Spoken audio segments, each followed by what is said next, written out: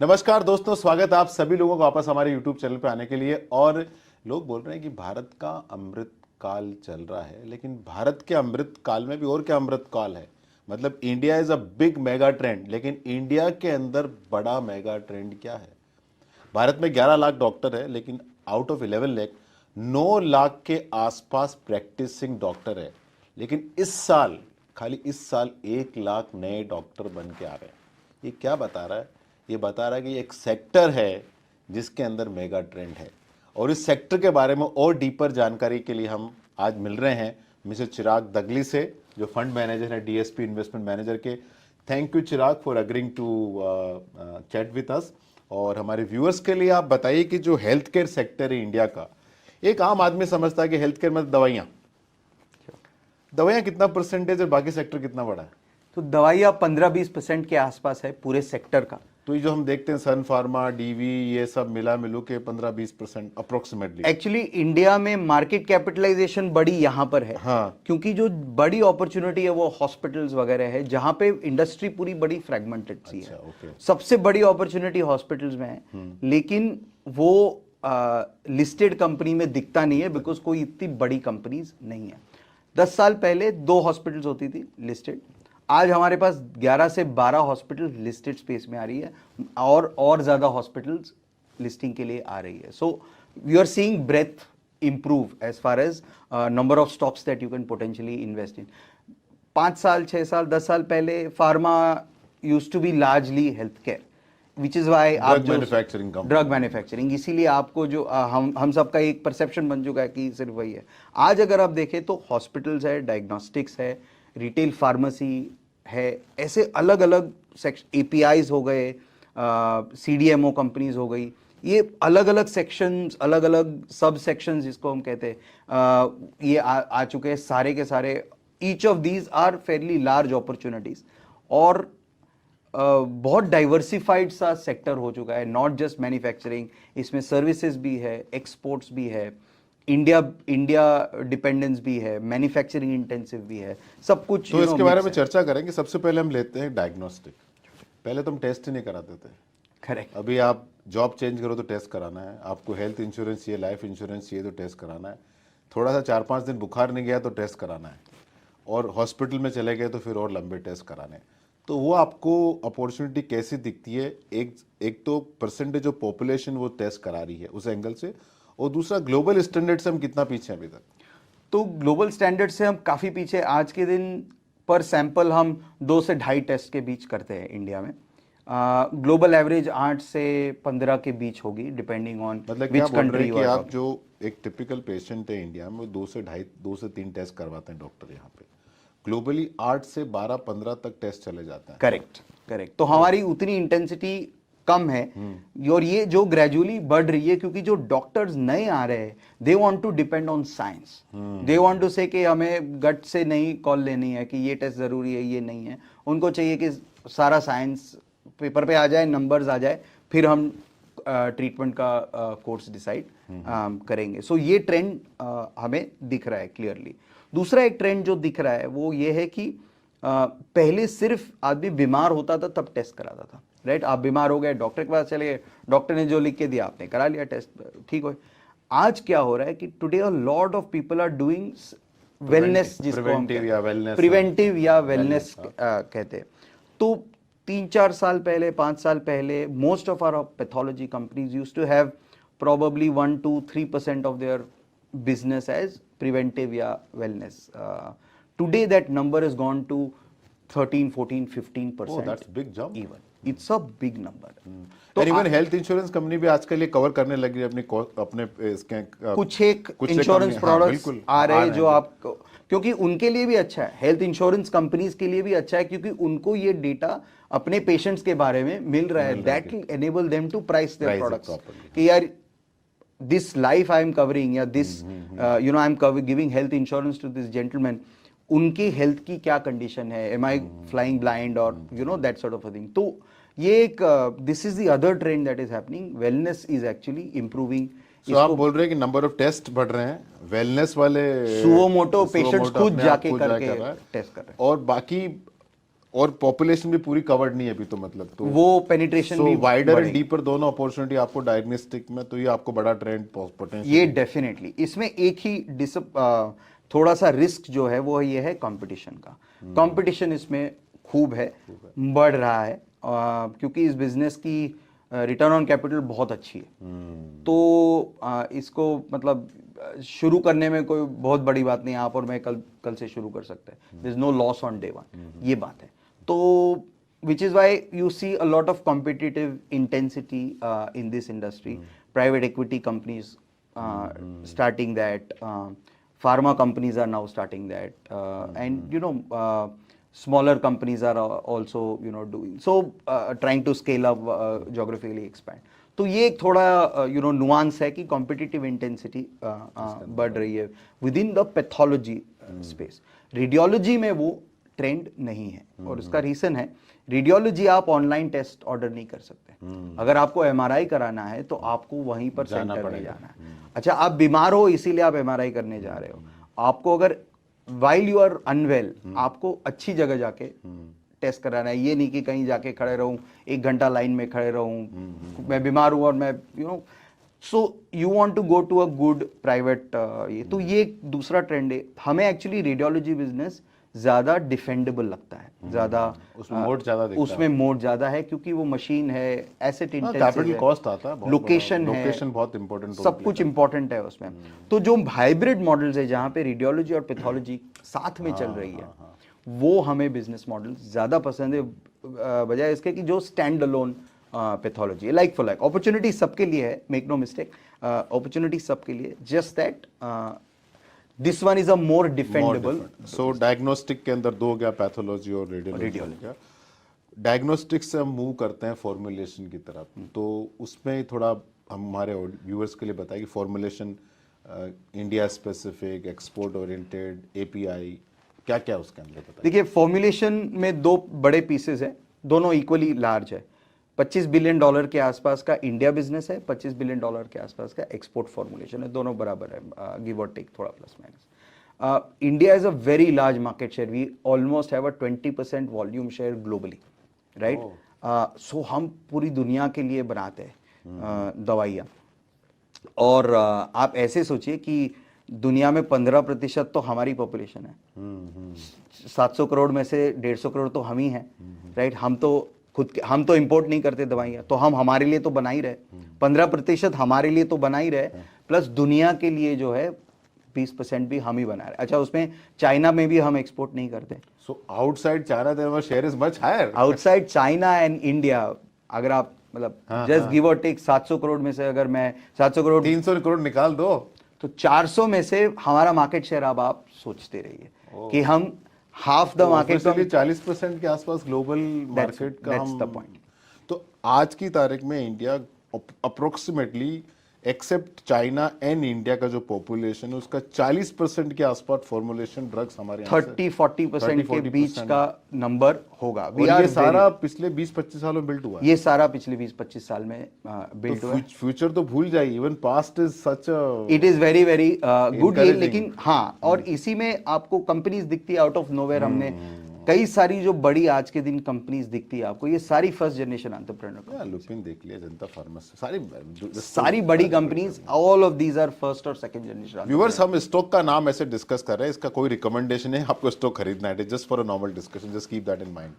सारी बड़ी companies first generation entrepreneur companies है, दैट्स द अपॉर्चुनिटी। इतना बेनिफिट हमें मिला है। अब इसमें एक और बात मैं कहता हूँ, हमारे पास स्ट्रक्चरल एडवांटेज है कैपेसिटीज की, कि हम इंडिया में के लिए भी बना रहे, वही फैक्ट्री में ग्लोबल के लिए भी बना रहे। कॉस्ट आपकी कम हो जाती है, आपको you are not depend on export, you are not dependent on one market, और आप मल्टीपल मार्केट्स के लिए बना रहे हो, तो वो मैन्युफैक्चरिंग एडवांटेज आपका बहुत और दूसरा इसका रिलायबिलिटी का इफेक्ट पड़ता है ना। आप कहीं से 15-20 साल से ड्रग सोर्स कर रहे हो, उसको इमीडिएटली आप रिप्लेस नहीं कर सकते हो ना। करेक्ट। सो ओवर टाइम ये बिजनेस बहुत मुश्किल से बिल्ड होता है, हाँ। लेकिन जब बनता है तो वो लॉन्जेविटी ज्यादा होता है। तो दूसरी बात ये भी है कि जो एक एक्सपोर्ट्स में यूएस बहुत बड़ा मार्केट है, होमोजीनियस मार्केट है, जेनेरिक मार्केट है, बड़ा कंपेटिटिव मार्केट है, उसमें मुश्किलात होती है, and it is a cycle. मतलब यूएस जो मार्केट है वो एक साइकिल होता है। जो आपने 2015 से 19 के बीच में फार्मा सेक्टर का डाउन टर्न देखा, वो सारा यूएस जेनेरिक की वजह से। अच्छा, उससे पहले जो आपने अपटर्न देखा, ओबामा केयर के बाद जो खुला बाजार, जो आपने अपटर्न देखा, वो भी यूएस जेनेरिक की वजह से। तो हमारे क्या हुआ कि हम 2001, 2, 3 में कुछ भी नहीं था, हमारा बहुत छोटा मार्केट शेयर था यूएस में, और यूएस मार्केट खुला, हम धीरे धीरे करके उसका मार्केट शेयर लेते गए। 2015 तक हमने बहुत बड़ा मार्केट शेयर ले लिया था। तो big market share came in the oral solids market. Today 40 to 50% of the US generic oral solid volume is manufactured in India by Indians. Wow, that's a right? great number. We are large.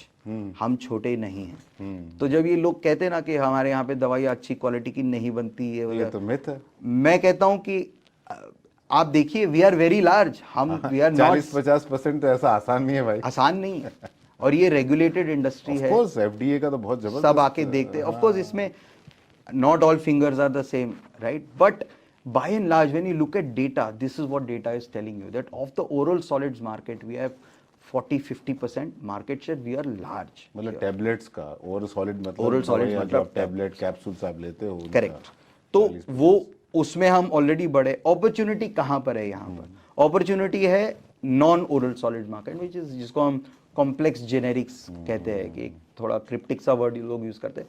Complex माने कि थोड़ा difficult है oral solid से बनाना, इसमें drug और device का combination है, inhalers हो गए, इंजेक्टेबल्स हो गए, बैग्स हो गई, यू नो डर्मेटोलॉजी ट्यूब्स वगैरह हो गई, ये सारे, जिसमें एक they are not oral solids, not solids and capsules.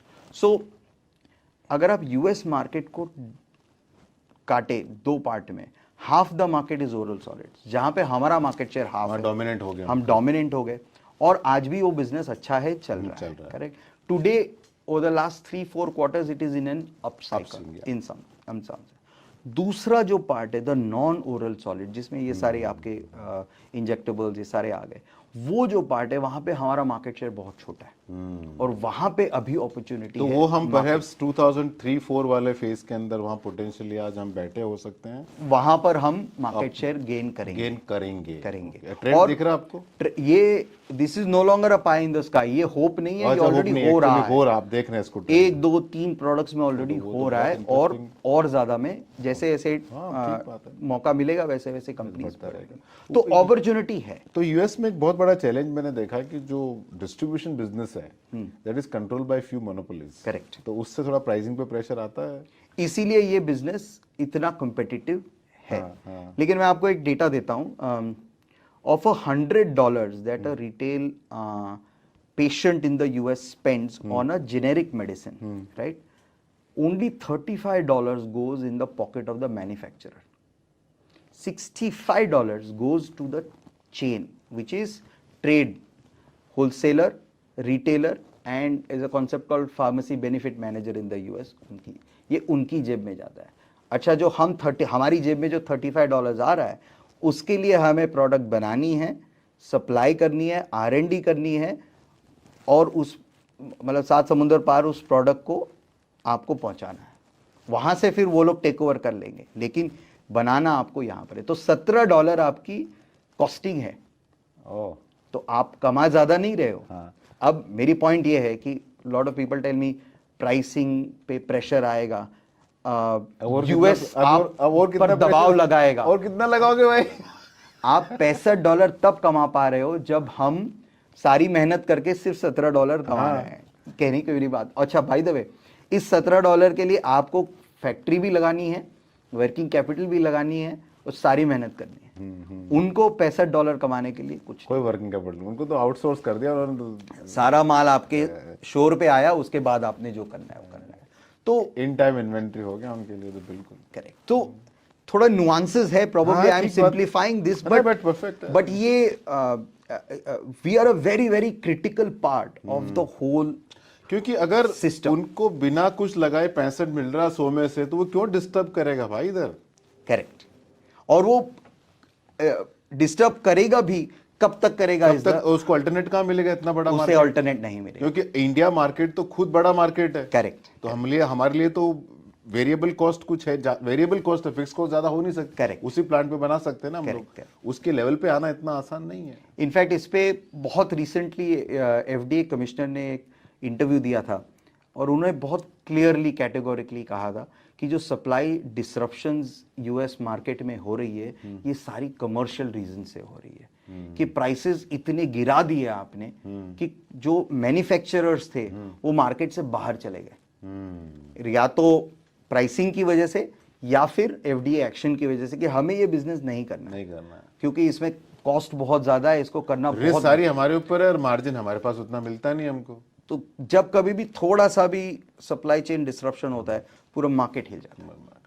So that is the very unique nature of this market. So in a way it is very good ना, because if it is become commodity, in commodity supply is the most important thing. Exactly demand तो धीरे धीरे तो चलते रहती है, आधा टका जो बढ़ना जो बढ़ना है, सप्लाई में डिसरप्शन हुआ तो आपका प्रॉफिट कमेगा जबरदस्त तरीके से। Which is what we have seen in the last 3-4 quarters Absolutely. कि जो यूएस कंप्लीटली लोगों ने उम्मीदें छोड़ दी Write off थी इस कर दिया बिजनेस था। की, बिल्कुल राइट ऑफ कर दिया। In fact, I met one of the very senior guy in one of the pharmaceutical company and he told me just 2-3 years back कि यूएस मार्केट 10 साल देखना नहीं है कि बस वहाँ कुछ नहीं होने वाला। Correct. And but you know this how things turn That is out. how things turn around. So when you least expect, वो कहते हैं ना darkest before dawn, वैसा वाला बात है। I think I met him at the bottom.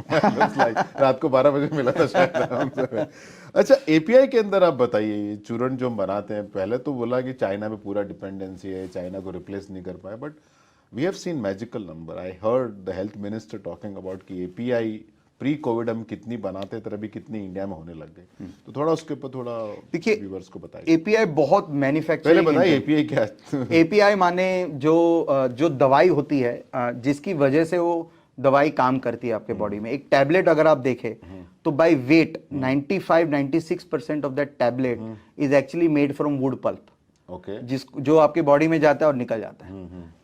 जो 3-4% होता है वही दवाई है जो एक्चुअली आपके बॉडी में उसको एपीआई बोलते हैं। उसको वो एपीआई, चूर्ण है बेसिकली, वो दवाई है। चूर्ण के साथ अपन शक्कर बाकी सब कुछ भी दे देते हैं ताकि pulp. Correct, that is that wood pulp. Okay, तो वो जो एपीआई है उसको बनाना, वो एक केमिकल है आप समझ लीजिए, और उसको बनाने की प्रोसेस बड़ी मैन्युफैक्चरिंग इंटेंसिव है। जो भी केमिकल स्पेशलिटी केमिकल्स के लिए एप्लीकेबल है, manufacturing intensity, China, all of those factors equally applicable in API, right, with one nuance.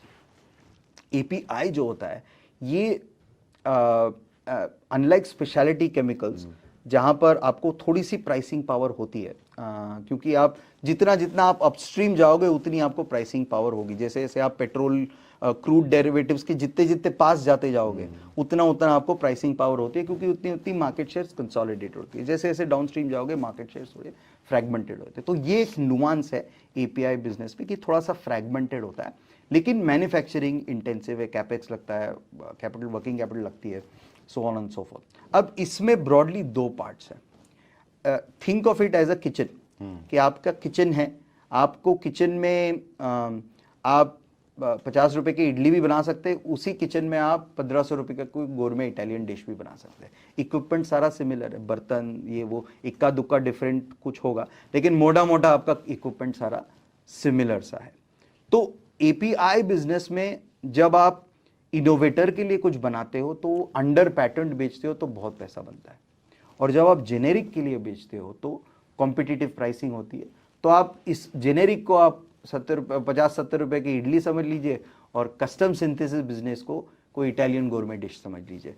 Equipment सारा सिमिलर है, प्लस माइनस आप कहेंगे ये शेफ है, ये नहीं बना सकते, ये बना सकते, वो सारे क्या बोलते हैं necessary evils of the business है, operating details of the business है। लेकिन कोर मुद्दा यही है कि जो हार्ड एसेट्स है वो बड़े बड़े सिमिलर्स है। सो दोनों बिजनेसेस में अपॉर्चुनिटी आज के दिन क्या है? आज के दिन अपॉर्चुनिटी है, देखिए चाइना +1 तो है ही, चाइना +1 एक इंडिया के लिए, India as a customer.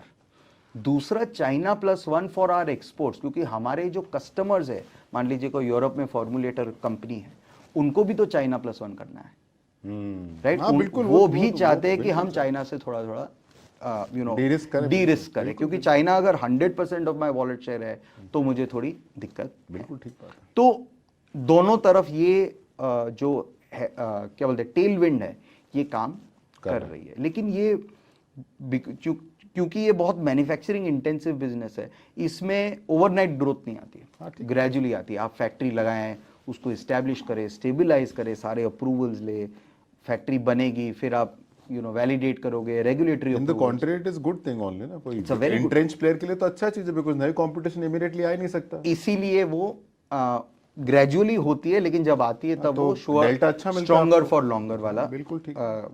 Point है। तो दोनों business, whether it is CDMO और जेनेरिक एपीआई, ये China +1, Europe +1, inward sourcing, PLI, ये सारी चीज इक्वली एप्लीकेबल है, with the only difference being margin जो है वो कस्टम सिंथेसिस में, सीडीएमओ जिसको हम कहते हैं, इसमें ज्यादा है, बिकॉज आपके कस्टमर को कोई तो पैसे थोड़ा pressure- सीडीएमओ के बारे में थोड़ा और एक्सप्लेन कीजिए ना, सीडीएमओ क्या है? बेसिकली एक नॉर्मल आदमी को मालूम नहीं सीडीएमओ क्या है। करेक्ट। सीडीएमओ मतलब custom development and manufacturing outsourcing, माने आप अपने कस्टमर, जो मान लीजिए कोई बड़ी इनोवेटर फार्मा कंपनी है जो अंडर पैटेंट अपनी दवाइयां बेच रही है, उनके लिए आप अपना सिंथेसिस बना रहे हो, अपने उनके प्रोडक्ट्स, उनकी जो प्रोडक्ट में एपीआई जाती है वो आप अपने यहाँ पे बना रहे हो, राइट? उसमें हमारी इंडिया की स्ट्रेंथ क्या है, हमारी प्रोसेस, तो वो वहां क्यों नहीं कर लेता है?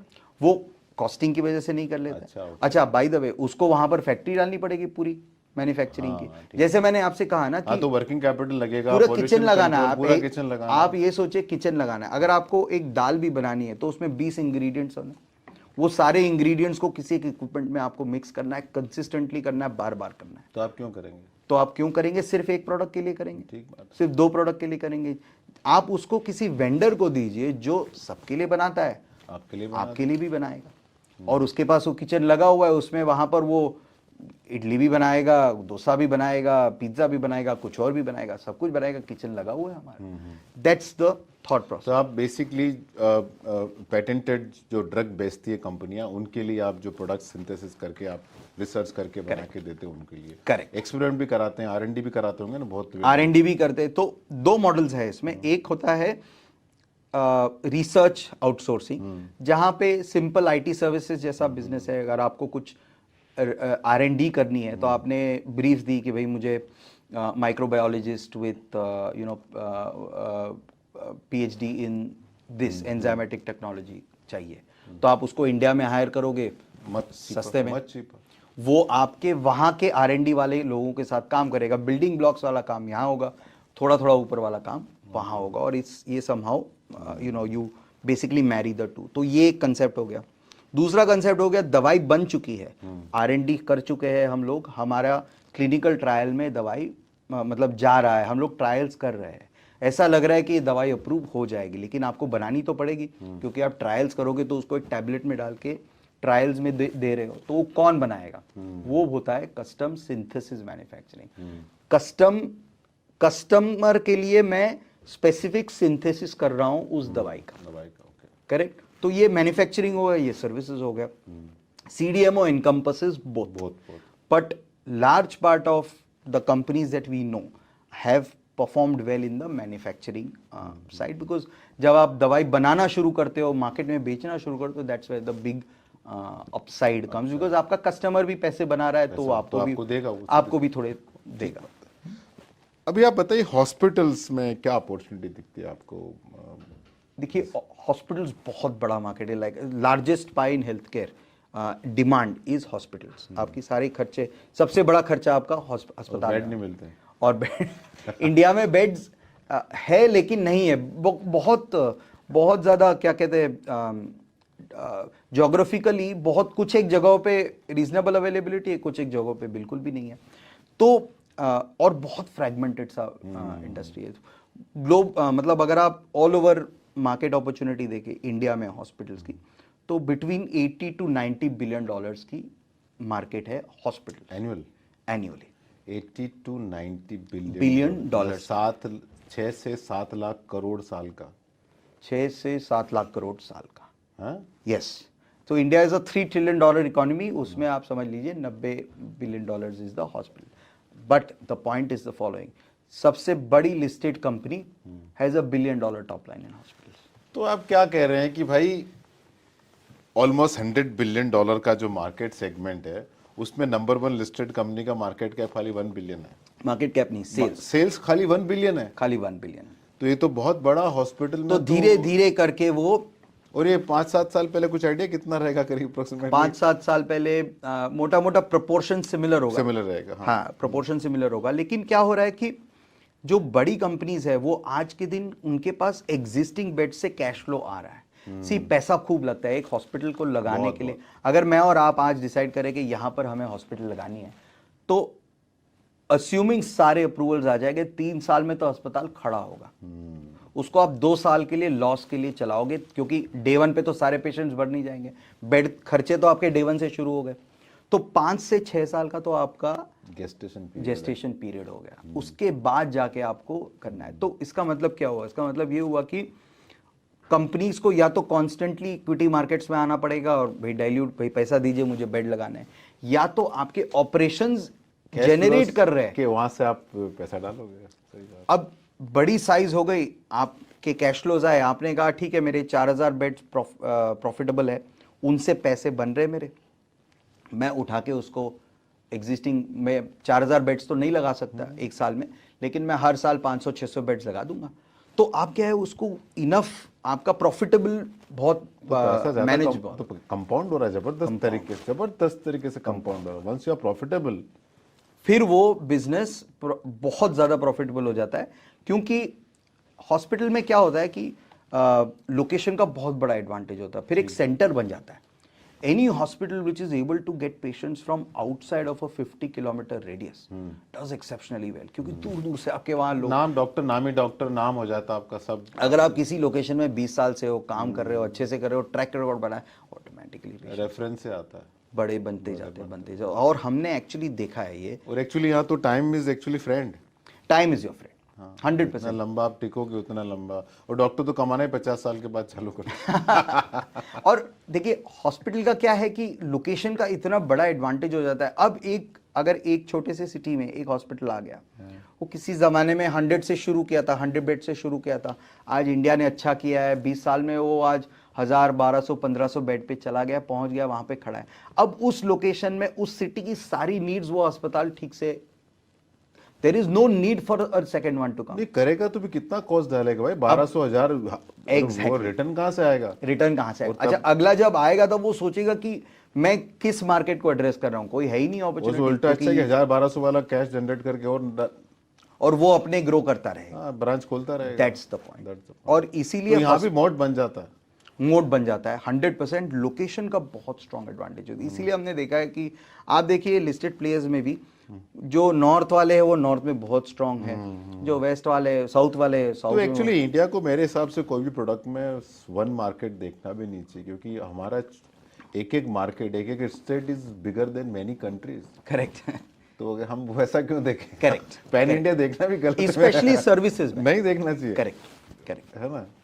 अच्छा, आप मुझे बताइए कि इसमें जो हॉस्पिटल है उसमें ग्लोबल पेशेंट कितने आते हैं, कितना वो रेवेन्यू पूल को का हिस्सा है? हमारी जो लिस्टेड कंपनीज में बड़ी बड़ी हॉस्पिटल्स है, they are all centres of excellence. मतलब एक लोकेशन हो गई है, एक ब्रांड हो गया है with in that location. All of those hospitals do between 8 to 10% of their inpatient volumes from international patients. ये कोविड के समय गिर गया था, फिर वो वापस आया है, एंड यहाँ पर अब वो स्टेबल है, ग्रेजुअली इंक्रीजिंग।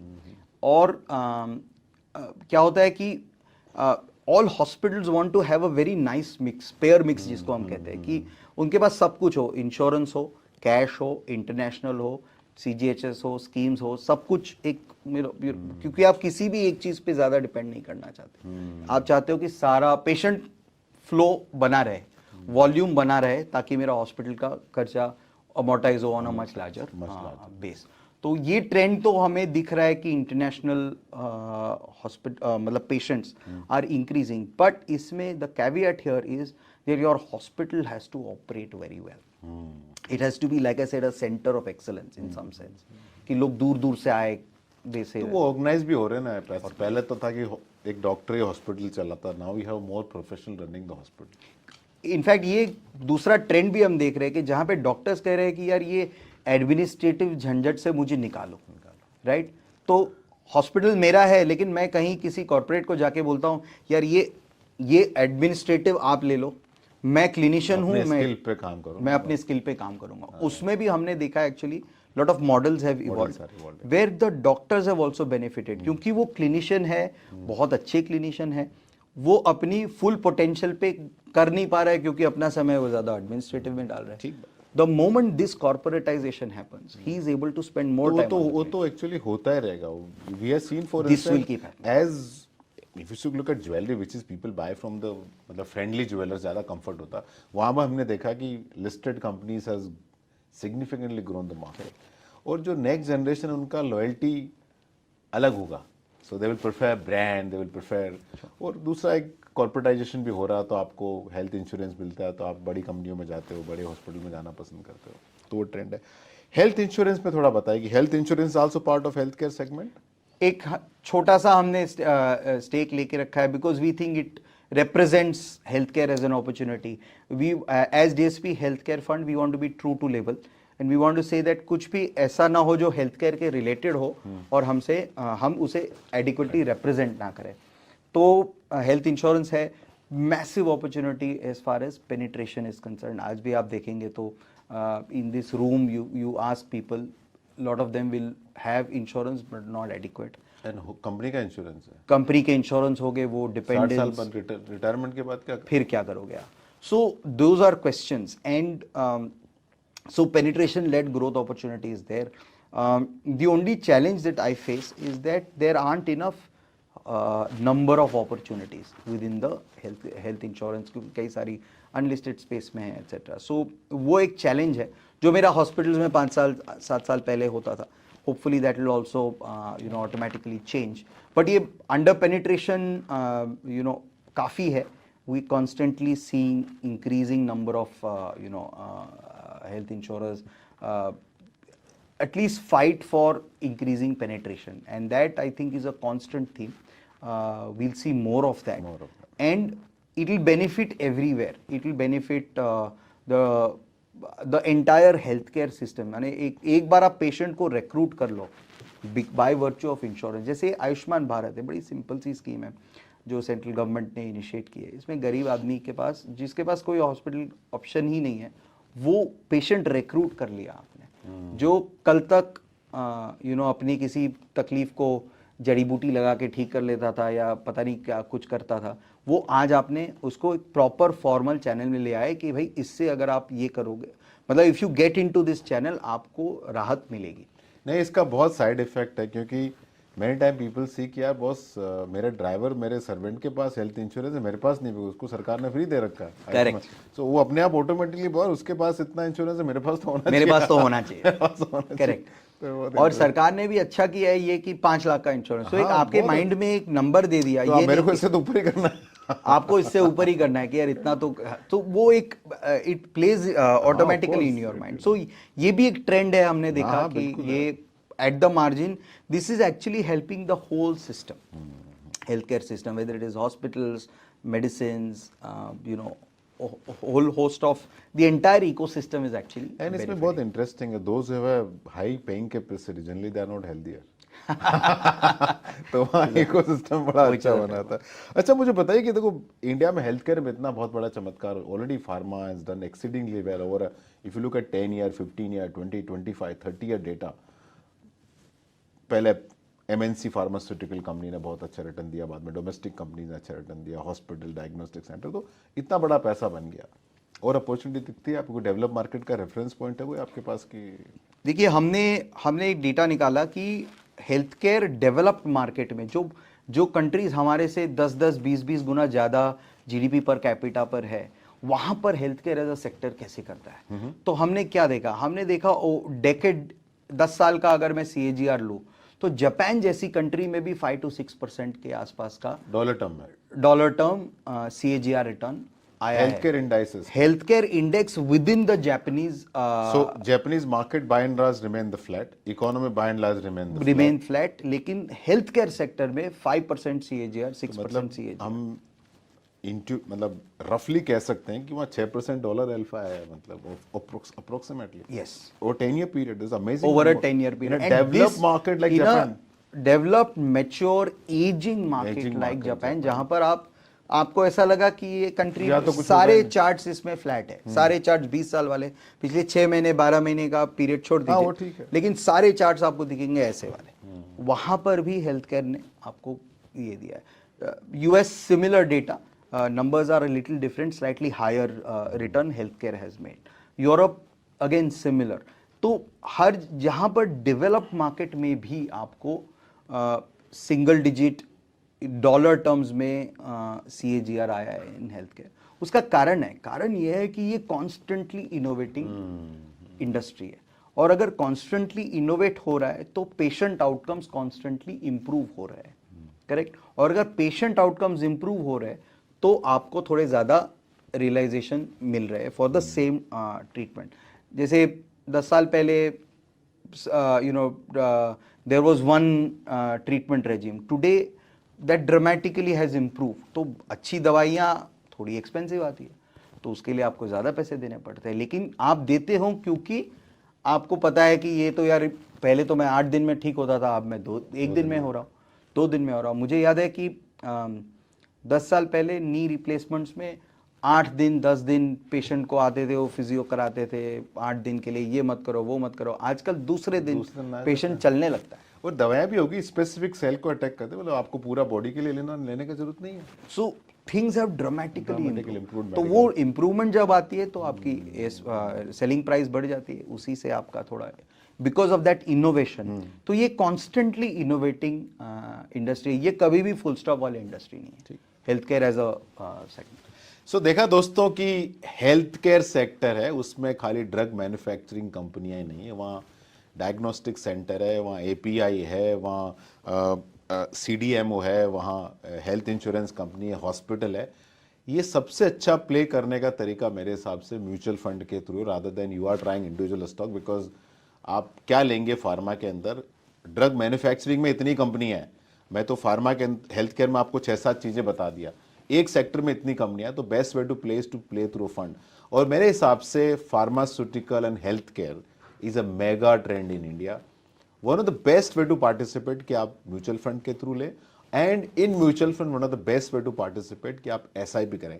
फाइनली ये वीडियो सिर्फ और सिर्फ एजुकेशनल पर्पजेस के लिए, आपको कहाँ पैसा डालना कहाँ नहीं डालना है वो आप अपने म्यूचुअल फंड डिस्ट्रीब्यूटर से कंसल्ट करें।